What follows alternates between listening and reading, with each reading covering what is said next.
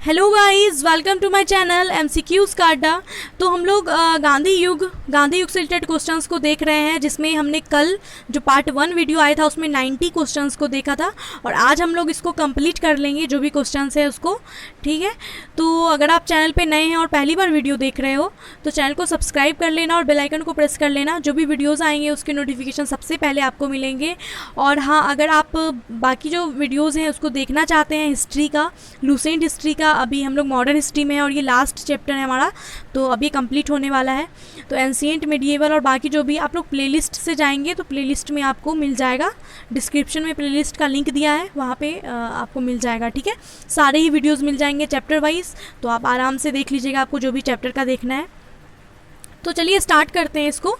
पहला क्वेश्चन है हमारा, किसने असहयोग आंदोलन के दौरान विदेशी कपड़ों का जलाया जाना एक निष्ठुर बर्बादी बताया है?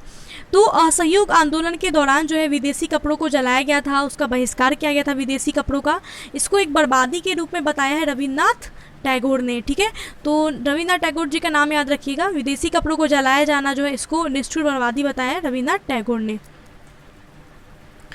नेक्स्ट क्वेश्चन है, भारत छोड़ो प्रस्ताव का आलेख किसने बनाया था? भारत छोड़ो प्रस्ताव जो है इसका आलेख स्वयं महात्मा गांधी जी ने बनाया था। और भारत छोड़ो प्रस्ताव ये 8 अगस्त 1942 को मुंबई में ऐतिहासिक बैठक हुआ था ग्वालियर टैंक में, जहां पर प्रस्ताव को जो है प्रस्तुत किया गया था और फिर भारत छोड़ो प्रस्ताव ये पारित हुआ और 9 अगस्त 1942 से ये भारत छोड़ो आंदोलन जो है शुरू हो गया था, जिसमें ऑपरेशन जीरो आवर के तहत जितने भी महत्वपूर्ण नेता थे, गांधी जी को भी गिरफ्तार किया गया था इसमें, राजेंद्र प्रसाद वगैरह जो भी महत्वपूर्ण नेता थे उन सभी को गिरफ्तार कर लिया गया था। लेकिन फिर भी ये आंदोलन चला। ठीक है, 9 अगस्त को 1942 को ये आंदोलन चला। ओके, तो ऑप्शन जो है हमारा बी राइट हो जाएगा कि भारत छोड़ो प्रस्ताव का आलेख किसने बनाया था? महात्मा गांधी ने बनाया था। नेक्स्ट है, भारत के स्वतंत्रता आंदोलन के दौरान महात्मा गांधी के द्वारा स्थापित साबरमती आश्रम किस नगर के बाहर स्थित है?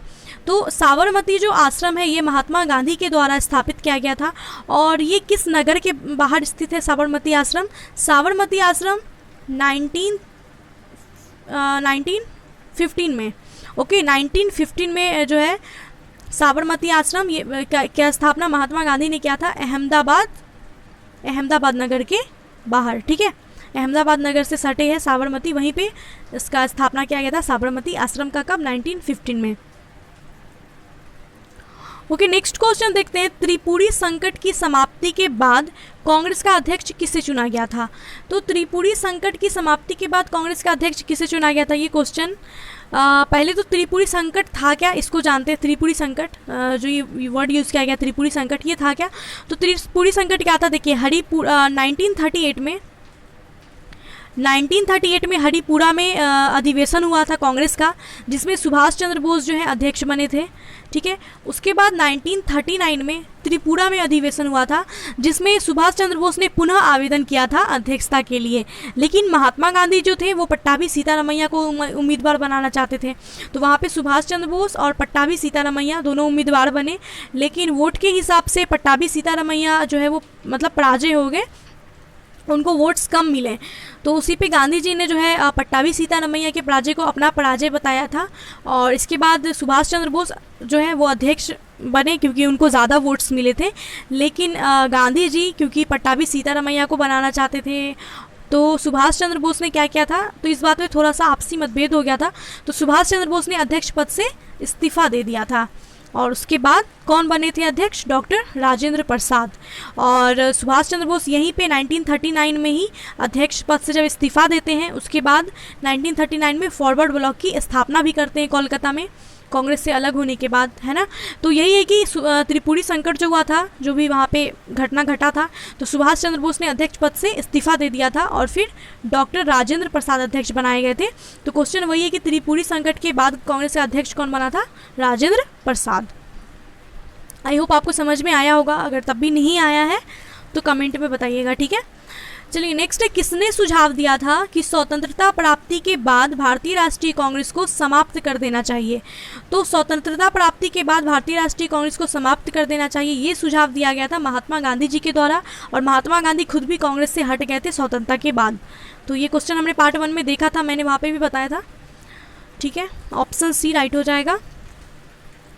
नेक्स्ट क्वेश्चन है, भारतीय राष्ट्रीय कांग्रेस के त्रिपुरी सम्मेलन में वर्ष 1939 में सुभाष चंद्र बोस को कांग्रेस अध्यक्ष चुना गया। ये त्रिपुरी कहाँ पे है? तो त्रिपुरी जो है ये कहाँ पे है? ये मध्य प्रदेश के जबलपुर में है। मध्य प्रदेश के जबलपुर में है त्रिपुरी। ठीक है, ये याद रखेंगे। नेक्स्ट है, महात्मा गांधी दक्षिण अफ्रीका से भारत किस वर्ष लौटे थे? महात्मा गांधी दक्षिण अफ्रीका से भारत आए थे 9 जनवरी 1915 को। नेक्स्ट है, गांधी जी की मृत्यु पर किसने कहा था हमारे जीवन से प्रकाश चला गया? तो गांधी जी की मृत्यु हुई थी, हत्या की गई थी इनकी 30 जनवरी 1948 को गांधी जी की हत्या कर दी गई थी नाथूराम गोडसे के द्वारा गोली मार करके। तो गांधी जी की मृत्यु पर हमारे जीवन से प्रकाश चला गया है, ये कहा था जवाहरलाल नेहरू ने। किसने कहा था? जवाहरलाल नेहरू ने कहा था। ओके, नेक्स्ट है, फिनिक्स फॉर्म की स्थापना किसने की? फिनिक्स फॉर्म जो है इसकी स्थापना की गई थी महात्मा गांधी के द्वारा, और ये दक्षिण अफ्रीका में की गई थी 1904 ईस्वी में। नेक्स्ट है, इनकलाब का नारा किसने दिया था? इनकलाब का जो नारा है, इनकलाब, इसका नारा दिया था भगत सिंह ने, और इनकलाब शब्द जो है इसका प्रयोग पहले जो है इकबाल ने किया है अपनी पुस्तक बंगे दर्रा में। किसमें किया है? बंगे दर्रा में इकबाल ने जो है इनकलाब शब्द का प्रयोग किया है, लेकिन इसको प्रचलित बनाया था भगत सिंह ने इसका नारा दे करके। तो भगत सिंह, यहाँ पे मोहम्मद इकबाल का नाम भी दिया है, लेकिन यहाँ देखिए इनकलाब का नारा किसने दिया था? भगत सिंह ने इसको प्रचलित बनाया था इस नारे को। नेक्स्ट है, कवि इकबाल जिसने सारे जहाँ से अच्छा लिखा है भारत के किस स्थान से संबंधित है? तो सारे जहाँ से अच्छा हिंदुस्तान हमारा, ये इकबाल की रचना है। ये इकबाल जो है ये भारत के किस स्थान से संबंधित है? तो इकबाल जो है ये पंजाब से संबंधित है। कहाँ से है? पंजाब से। 9 नवंबर 1877 ईस्वी में सियालकोट पंजाब में इनका जन्म हुआ था, और ये पंजाब से संबंधित है। ठीक है, नेक्स्ट क्वेश्चन है, मुस्लिम लीग ने मुक्ति दिवस कब मनाया था? मुस्लिम लीग ने जो है 22 दिसंबर 1939 को मोहम्मद अली जिन्ना के नेतृत्व में मुक्ति दिवस मनाया था। कब मनाया था? 1939, 22 दिसंबर 1939 को मोहम्मद अली जिन्ना के नेतृत्व में। नेक्स्ट क्वेश्चन है, 1937 के चुनावों में कांग्रेस के द्वारा बहुमत प्राप्त प्रांतों की संख्या कितनी थी? 1937 में जो चुनाव हुआ था उसमें कांग्रेस के द्वारा बहुमत प्राप्त प्रांतों की संख्या 6 थी। नेक्स्ट है, भारतीय मुसलमानों के पृथक राज्य के लिए पाकिस्तान शब्द का प्रयोग सबसे पहले किसने किया? तो पाकिस्तान शब्द का जो प्रयोग है ये सबसे पहले किया गया था चौधरी रहमत अली के द्वारा।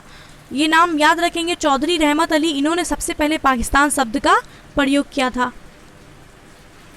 नेक्स्ट है, भारतीय राष्ट्रीय कांग्रेस का वर्ष 1929 में लाहौर अधिवेशन, जिसमें अंग्रेजों से पूर्ण स्वतंत्रता पाने का संकल्प अंगीकृत किया गया था, इसकी अध्यक्षता किसके द्वारा की गई थी? तो 1929 का जो लाहौर अधिवेशन था इसमें अध्यक्ष कौन बने थे? जवाहरलाल नेहरू। नेक्स्ट है, 1946 में बनी अंतरिम सरकार में राजेंद्र प्रसाद के पास कौन सा विभाग था? 1946 में बनी अंतरिम सरकार में राजेंद्र प्रसाद के पास जो विभाग था वो था खाद्य एवं कृषि का।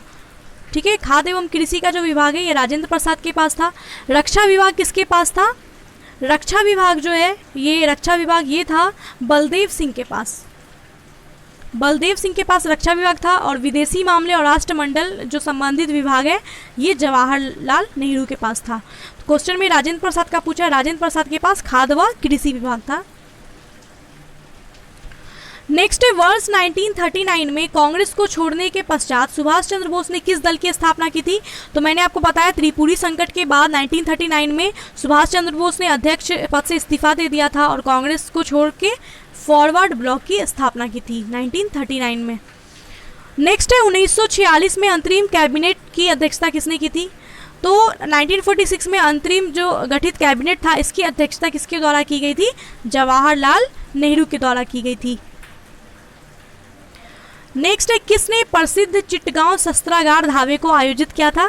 तो प्रसिद्ध जो चिटगांव शस्त्रागार धावा है इसको आयोजित किया था मास्टर दा के नाम से जाना जाते हैं सूर्य सेन, इनके द्वारा ये आयोजित किया गया था चिटगांव शस्त्रागार धावा। नेक्स्ट है, हंटर आयोग की नियुक्ति क्यों की गई थी? हंटर आयोग की नियुक्ति की गई थी जालियांवाला बाग हत्याकांड के बाद, जालियांवाला बाग जो हत्याकांड हुआ था उसी के लिए हंटर आयोग की नियुक्ति की गई थी। जालियांवाला बाग हत्याकांड हमने पढ़ा है 13 अप्रैल 1990 को हुआ था।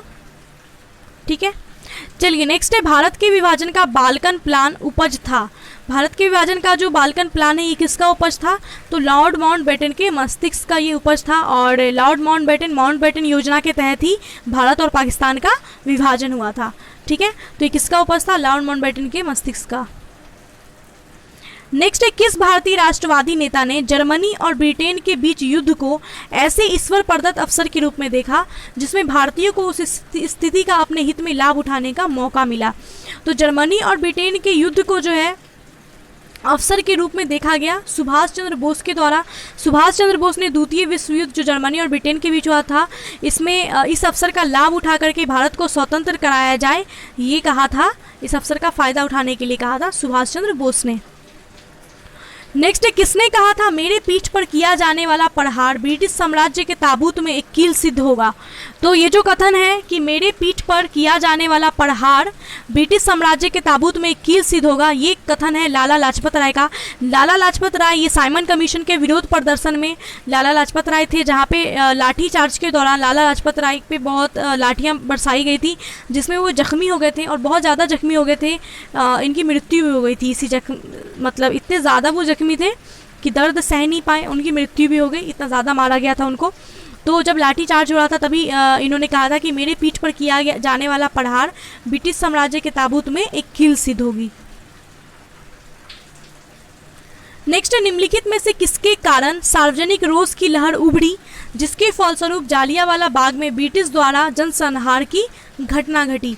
तो ये हुआ था रॉलेट एक्ट। रॉलेट एक्ट आया था 1919 में, इसी के विरुद्ध, रॉलेट एक्ट के विरुद्ध और सत्यपाल और किचलू की गिरफ्तारी कर ली गई थी। इसके विरुद्ध जो है अमृतसर में, पंजाब के अमृतसर में जालियांवाला बाग है, वहाँ पे जनसभा हो रहा था जहाँ पे जनरल और डायर के आदेश पर अंधाधुंध गोलियाँ चलाई गई और बहुत सारे लोगों की जो है मौत हो गई थी उसमें।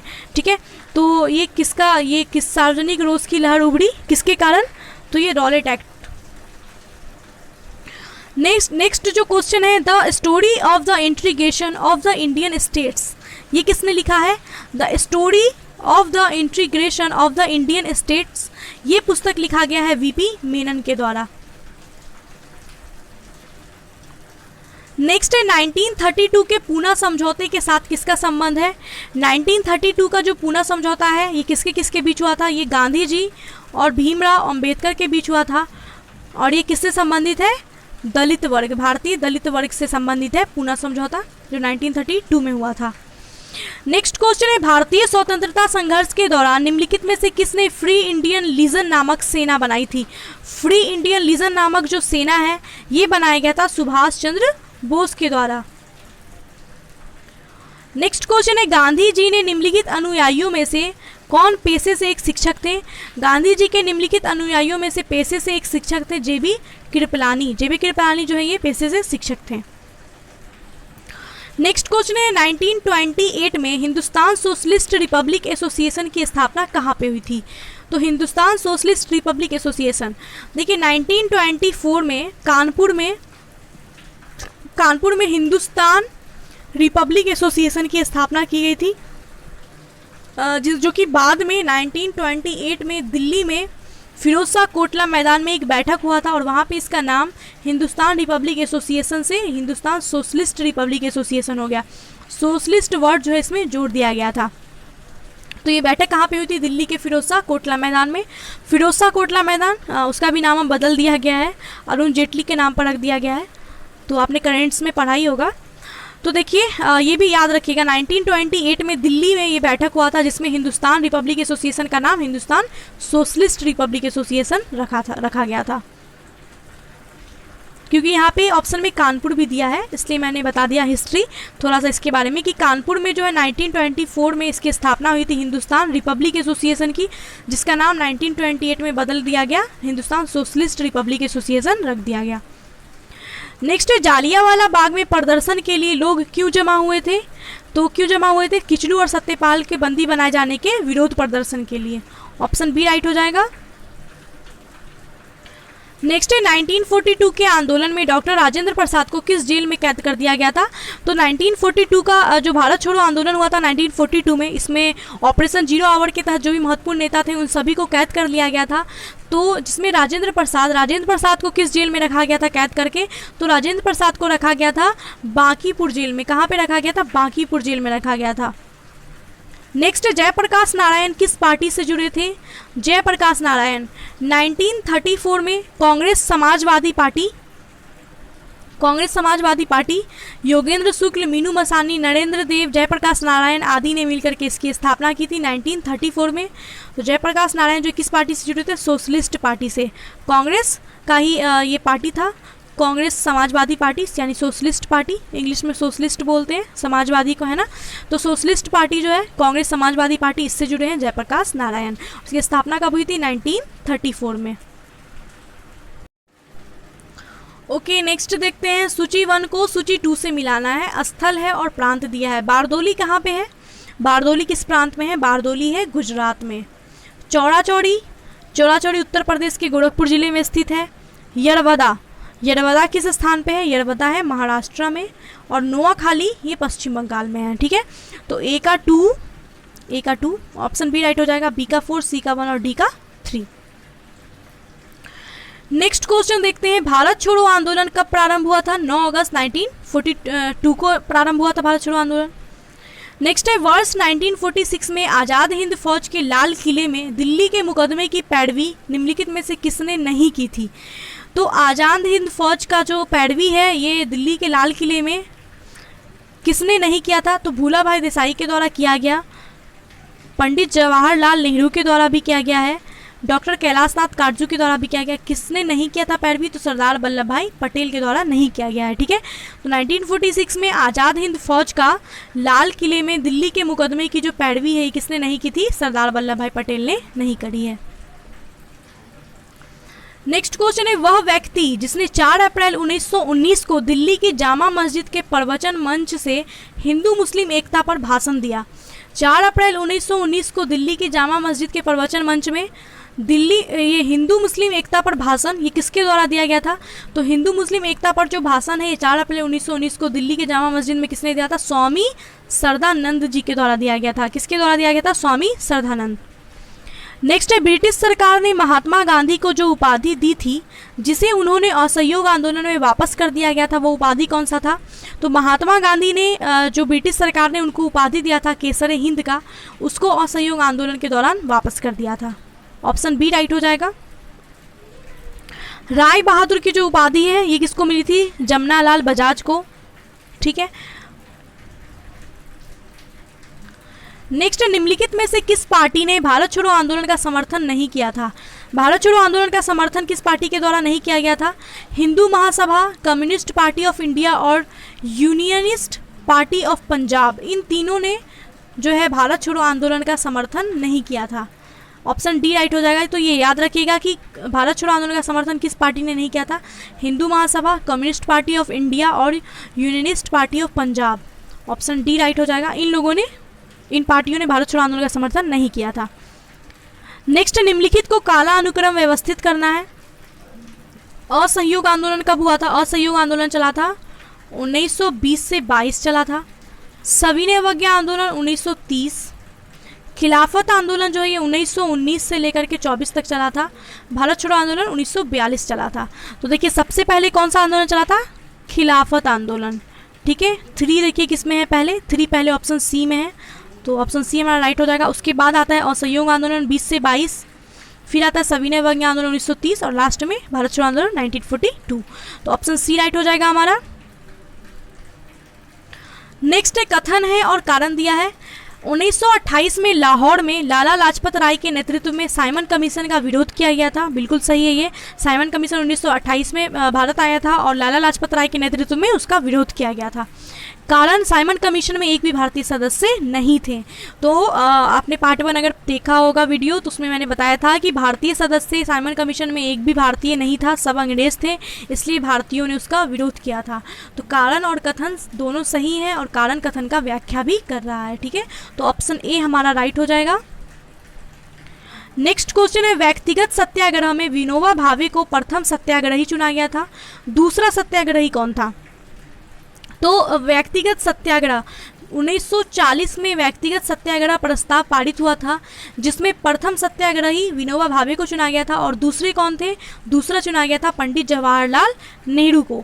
तो आपने कई बार कहीं पे पढ़ा होगा बहुत सारी जगहों पे कि प्रथम सत्याग्रही विनोबा भावे थे, दूसरे का नाम जो है ये ज़्यादा पढ़ते नहीं है लोग, तो ये याद रखिएगा, दूसरे सत्याग्रही जवाहरलाल नेहरू थे।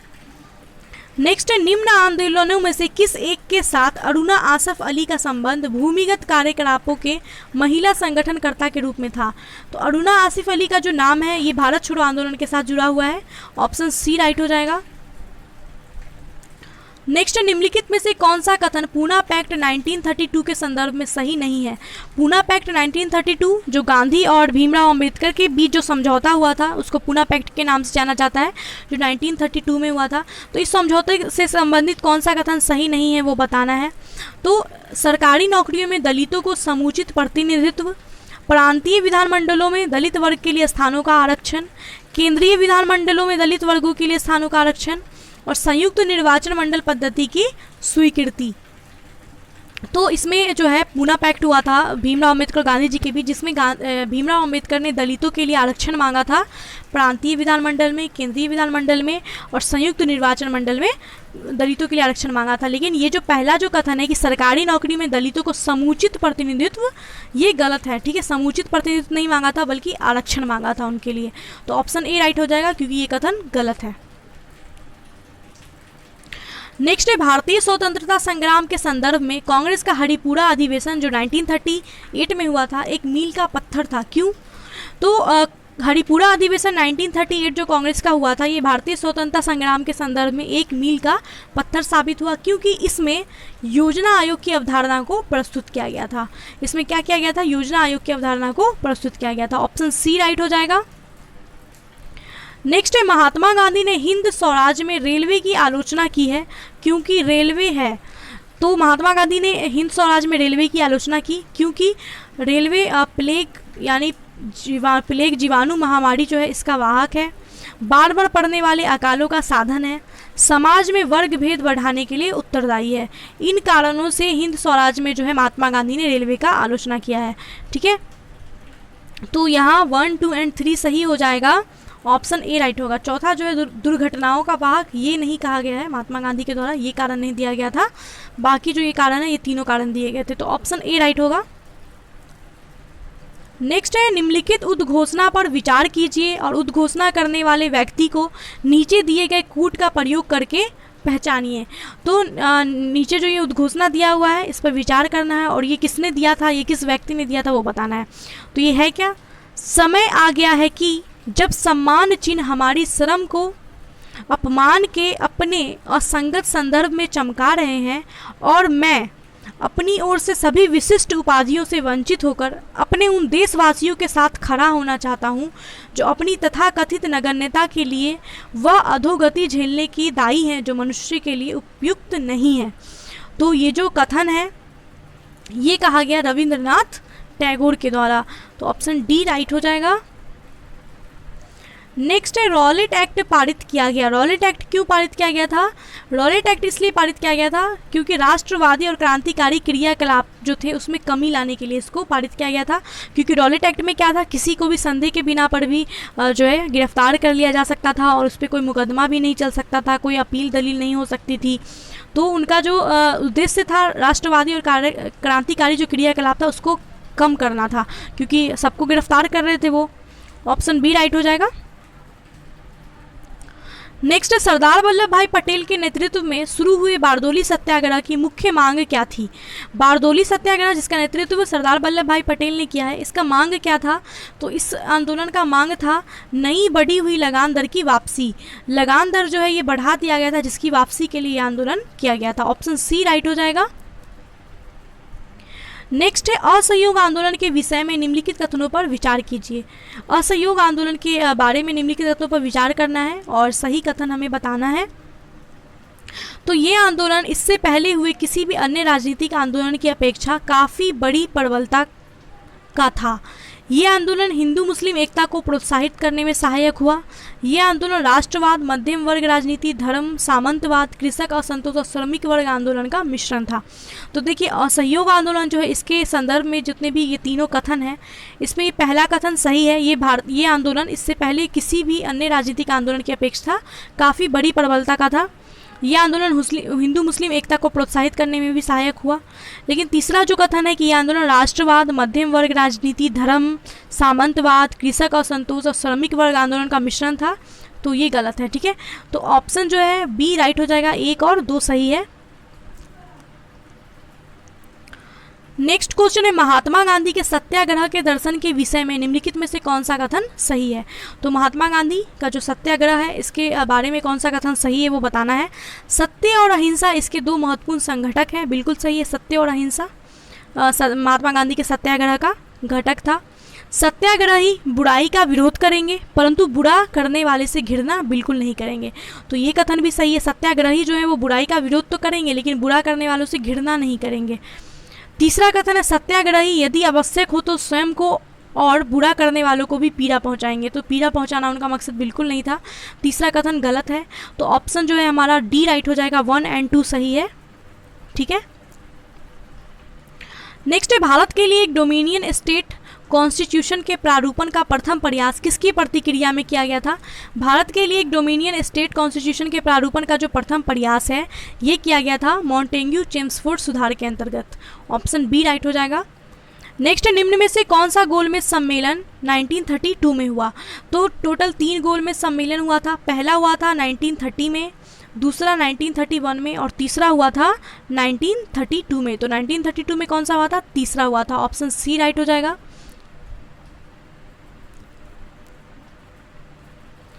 चलिए, नेक्स्ट क्वेश्चन है, गांधी जी ने दांडी समुद्र तट पर नमक कानून का उल्लंघन कब किया? तो गांधी जी के द्वारा नमक कानून का उल्लंघन जो है ये कब किया गया था? तो गांधी जी दांडी मार्च पे निकले थे। वो चले थे कब? 12 मार्च 1930 को गांधी जी जो है दांडी मार्च के लिए निकले थे और 24 दिन का पैदल सफ़र किया था। कितना किलोमीटर तय किया था? 385 किलोमीटर टोटल तय किया था 24 दिन का सफ़र करके। 6 अप्रैल 1930 को दांडी पहुंचे थे और वहां पे नमक बना करके नमक कानून को तोड़ा था।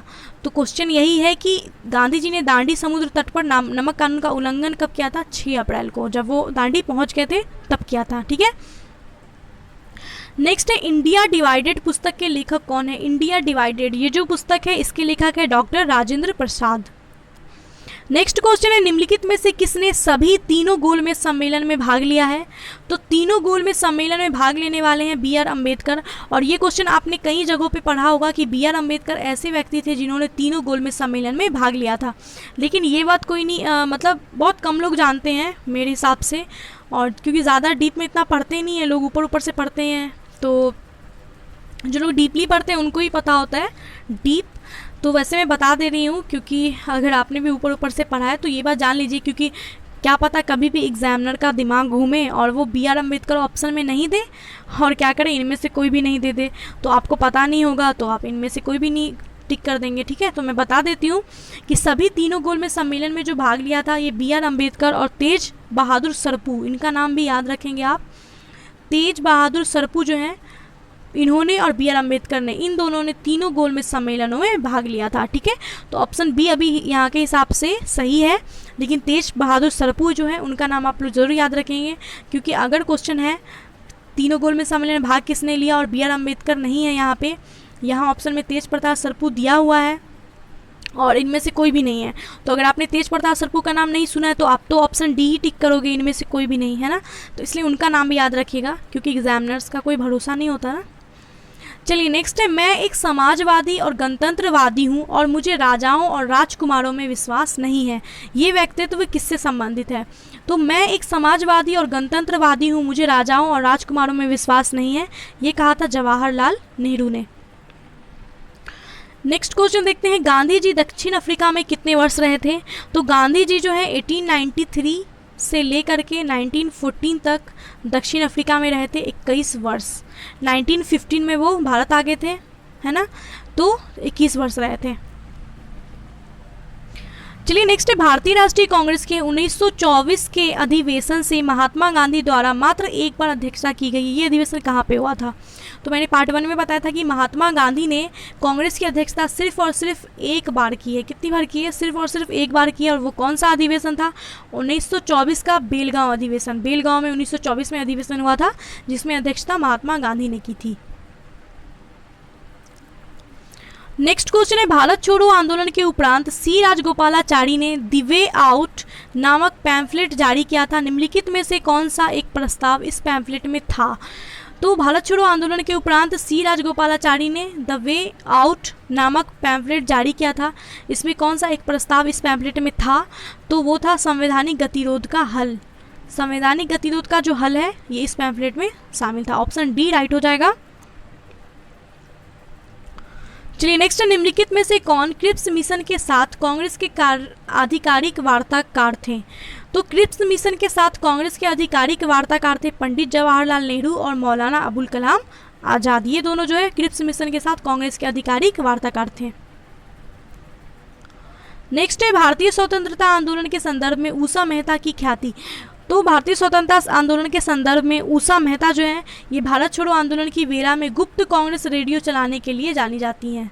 इन्होंने गुप्त रूप से जो है रेडियो प्रसार किया था, इसके लिए उषा मेहता जानी जाती हैं। ऑप्शन ए राइट हो जाएगा, क्योंकि भारत छोड़ो आंदोलन के टाइम जो है नेता लोग गिरफ्तार हो गए थे, तो जनता तक जो है बात पहुंचाने के लिए उषा मेहता ने रेडियो प्रसार किया था। ठीक है, तो उषा मेहता इसलिए जानी जाती हैं भारत छोड़ो आंदोलन के लिए गुप्त कांग्रेस रेडियो चलाने के लिए। ऑप्शन ए राइट हो जाएगा।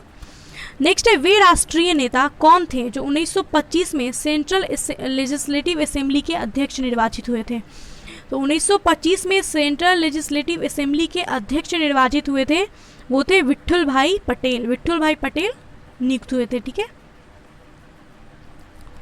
नेक्स्ट है, सूची 1 को सूची 2 से मिलाना है। अध्यक्ष है और अधिवेशन स्थल है। तो हरिपुरा जो अधिवेशन हुआ था 1938 में, उस टाइम अध्यक्ष कौन थे? सुभाष चंद्र बोस थे। डी का 1 देखिए आप लोग, अगर देखें यहाँ पे आप लोग रिजेक्शन के थ्रू भी बना सकते हैं, इतना सबको मिलाने की ज़रूरत भी नहीं पड़ेगी। डी का 1 सिर्फ और सिर्फ ऑप्शन सी में है, तो ऑप्शन सी हमारा यहाँ से राइट हो जाएगा। वैसे पूरा मिला लेते हैं।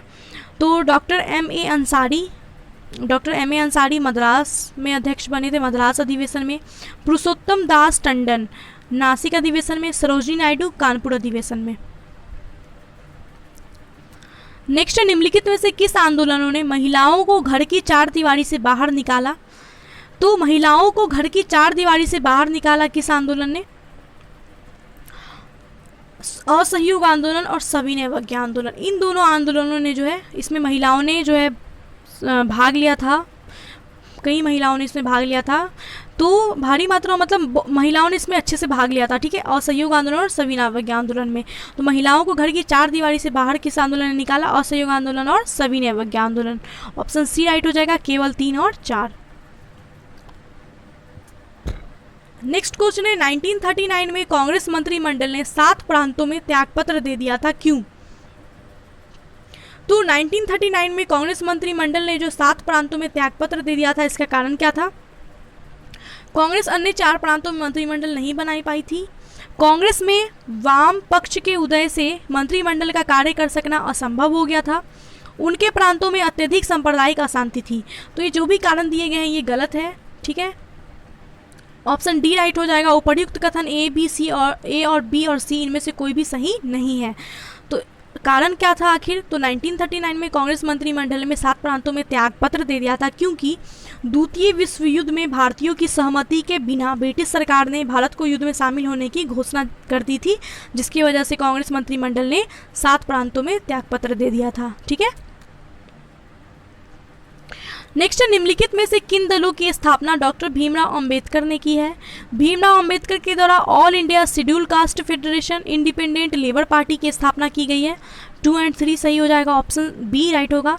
और peasants and workers party of India जो है, इसकी स्थापना 1948 में हुई थी।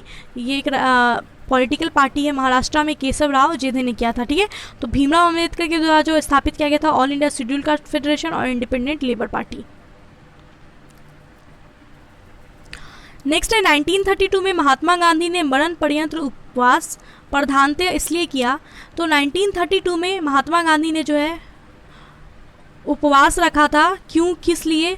क्योंकि रैमजे मैकडोनाल्ड ने सांप्रदायिक अधिनियम की घोषणा की थी। रैमजे मैकडोनाल्ड का जो सांप्रदायिक पंचाट था, इसके विरुद्ध महात्मा गांधी ने 1932 में उपवास रखा था। ठीक है, भूख हड़ताल किया था। नेक्स्ट है रॉलेट एक्ट का लक्ष्य क्या था? रॉलेट एक्ट का लक्ष्य था बिना मुकदमा चलाए बंदी बनाना और मुकदमा की सुनवाई संक्षिप्त प्रक्रिया के द्वारा करना। ऑप्शन बी राइट हो जाएगा। नेक्स्ट है भारतीय राष्ट्रीय कांग्रेस का लाहौर अधिवेशन जो 1929 में हुआ था, इतिहास में इसलिए प्रसिद्ध है क्योंकि भारतीय राष्ट्रीय कांग्रेस का जो 1929 का लाहौर अधिवेशन है, ये इतिहास में प्रसिद्ध क्यों है? क्योंकि इसमें पूर्ण स्वराज्य की मांग का जो संकल्प है वो पारित किया गया था। पूर्ण स्वराज की मांग के लिए जिसकी अध्यक्षता किसने की थी? जवाहरलाल नेहरू ने की थी। तो ऑप्शन ए राइट हो जाएगा, केवल 1। नेक्स्ट क्वेश्चन देखते हैं, लोक सुरक्षा विधेयक पब्लिक सेफ्टी बिल 1928 का विरोध करते समय निम्नलिखित में से किसने कहा था ये भारतीय राष्ट्रीयता पर भारतीय राष्ट्रीय कांग्रेस का सीधा प्रहार है और भारत की दास्ता का पहले नंबर का बिल है? लोक सुरक्षा विधेयक पब्लिक सेफ्टी बिल पर जो ये कथन है, ये किसके द्वारा कहा गया था? मोतीलाल नेहरू के द्वारा किया गया था। ऑप्शन ए राइट हो जाएगा। नेक्स्ट क्वेश्चन है, फरवरी 1928 में आयोजित सर्वदलीय सम्मेलन के अध्यक्ष कौन थे? फरवरी 1928 में आयोजित सर्वदलीय सम्मेलन, इसके अध्यक्ष कौन थे? इसके अध्यक्ष थे एम.ए. अंसारी, डॉक्टर अंसारी जो है इसके अध्यक्ष थे। नेक्स्ट है, इनमें से किसने अप्रैल 1930 में नमक कानून तोड़ने के लिए तंजौर तट पर एक अभियान संगठित किया था? तो नमक कानून जो तोड़ा था महात्मा गांधी ने, तो तंजौर तट पर ये कौन, तंजौर तट पर किसने अभियान संगठित किया था नमक कानून तोड़ने के लिए? तंजौर तट पर किया गया था ये सी राजगोपालाचारी के द्वारा। ऑप्शन बी राइट हो जाएगा, सी राजगोपालाचारी। नेक्स्ट है, महात्मा गांधी ने भारत में अपना पहला जनसभा कहाँ किया था? तो महात्मा गांधी के द्वारा भारत में अपना पहला जनसभा जो है ये कहाँ पे किया गया था? ये किया गया था वाराणसी में। वाराणसी में 6 फरवरी 1916 को महात्मा गांधी ने अपना पहला जनसभा किया था। और पहला सत्याग्रह कहाँ किया था? चंपारण में। नेक्स्ट है, निम्नलिखित में से ऑप्शन इस क्वेश्चन का डी होगा। नेक्स्ट है, निम्नलिखित में से किसने सत्याग्रह शब्द को गढ़ा है? सत्याग्रह शब्द को महात्मा गांधी ने गढ़ा है। और सत्याग्रह शब्द का जो प्रयोग है महात्मा गांधी ने सबसे पहले 11 सितंबर 1906 को किया था दक्षिण अफ्रीका में रंग भेद के खिलाफ। नेक्स्ट है, दक्षिण अफ्रीका के किस रेलवे स्टेशन पर महात्मा गांधी को ट्रेन से फेंका गया था? तो महात्मा गांधी को पीटर मार्टिसबर्ग रेलवे स्टेशन जो है साउथ अफ्रीका का, वहाँ पे ट्रेन से बाहर कर दिया गया था। ऑप्शन बी राइट हो जाएगा। नेक्स्ट है, निम्नलिखित में से किसने 1946 के कैबिनेट मिशन का नेतृत्व किया? कैबिनेट मिशन का नेतृत्व किया गया था सर पैथिक लॉरेंस के द्वारा। ऑप्शन सी राइट हो जाएगा। नेक्स्ट है, इन व्यक्तियों में से कैबिनेट मिशन का सदस्य कौन नहीं था? तो सर पैथिक लॉरेंस थे, स्टैफोर्ड क्रिप्स और एवी अलेक्जेंडर भी थे। पैथिक लॉरेंस ये सचिव थे, स्टैफोर्ड क्रिप्स ये अध्यक्ष थे और एवी अलेक्जेंडर जो नौसेना मंत्री थे। सदस्य कौन नहीं थे? विलियम वुड नहीं थे। ठीक है, नेक्स्ट है, 15 अगस्त 1947 को निम्नलिखित में से कौन भारतीय राष्ट्रीय कांग्रेस का अध्यक्ष था? तो आज़ादी के समय जो भारतीय राष्ट्रीय कांग्रेस के अध्यक्ष थे वो जेवी कृपलानी थे। नेक्स्ट को जो निम्नलिखित में से कौन दांडी मार्च में महात्मा गांधी के साथ था? दांडी मार्च में महात्मा गांधी के साथ वेब मिलर थे। वेब मिलर अमेरिकी पत्रकार हैं और ये महात्मा गांधी के साथ थे। नेक्स्ट है, मुस्लिम लीग के निम्नलिखित में से किस अधिवेशन में M.A. जिन्ना ने अपना 14 सूत्रीय प्रस्ताव रखा था। तो मोहम्मद अली जिन्ना के द्वारा अपना 14 सूत्रीय प्रस्ताव जो है ये मुस्लिम लीग के किस अधिवेशन में रखा गया था? तो ये रखा गया था 1929 के अधिवेशन में। नेक्स्ट क्वेश्चन, निम्नलिखित में से किस भारतीय राष्ट्रीय कांग्रेस के अधिवेशन में जवाहरलाल नेहरू ने समाजवाद को भारत की समस्याओं को हल करने की कुंजी बताया है? समाजवाद को भारत की समस्याओं को हल करने की कुंजी जवाहरलाल नेहरू ने बताया है 1929 के लाहौर अधिवेशन में, जिसकी अध्यक्षता जवाहरलाल नेहरू ने की थी। उसी में उन्होंने समाजवाद को भारत की समस्याओं का हल करने का कुंजी बताया था। ओके, नेक्स्ट देखते हैं, फिनिक्स बस्ती संस्थापक इनमें से कौन था? फिनिक्स जो आश्रम है इसकी स्थापना किसने की थी? महात्मा गांधी ने की थी। सो गाइज, गांधी युग से रिलेटेड सारे क्वेश्चंस हमने देख लिए हैं, तो हमारा मॉडर्न हिस्ट्री का सारा चैप्टर कंप्लीट हो गया है। कल जो वीडियो आएगा वो मिसलेनियस आएगा मॉडर्न हिस्ट्री का, तो वो एक तरह से टेस्ट वीडियो होगा, तो आप लोग प्लीज़ प्रिपेयर रहिएगा और टेस्ट के रूप में उसको देखिएगा। तो वीडियो अगर अच्छा लगा है, क्वेश्चंस अच्छे लगे, समझ में आए हैं, तो प्लीज़ वीडियो को लाइक कीजिए, और कोई डाउट है तो कमेंट करके जरूर बताइएगा। वीडियो को शेयर करना मत भूलिएगा, वीडियो को शेयर जरूर कीजिए, और चैनल पे नए हैं तो चैनल को सब्सक्राइब कर लीजिए, बेल आइकन को प्रेस कर लीजिए, आने वाली वीडियोज़ के नोटिफिकेशन सबसे पहले आपको मिलेंगे। तो मिलते हैं नेक्स्ट वीडियो में गाइस, तब तक के लिए बाय एंड टेक केयर।